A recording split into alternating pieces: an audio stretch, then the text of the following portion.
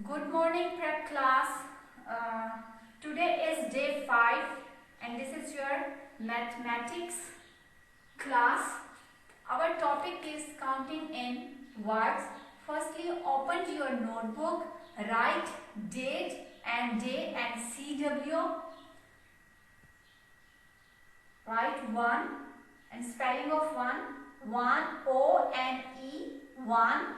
2 TWO2, 3 THREE 3, 4 FOUR 4, 5 FIVE 5, 6 SIX 6, 7 SEVEN 7, 8 EIGHT 8, 9 NINE 9, 10 TEN 10.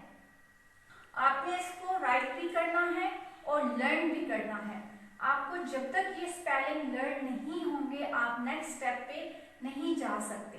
तो please learn the spelling and there is your diary. CW is your homework, this is your CW and it is your also homework. आपका जो CW होगा class work होगा वही आपका homework होगा और ये जो आपका काम है ये आपने अपनी नोटबुक पे डन करना है और इसको अच्छी तरह से लर्न भी कर लेना है। Thank you prep class.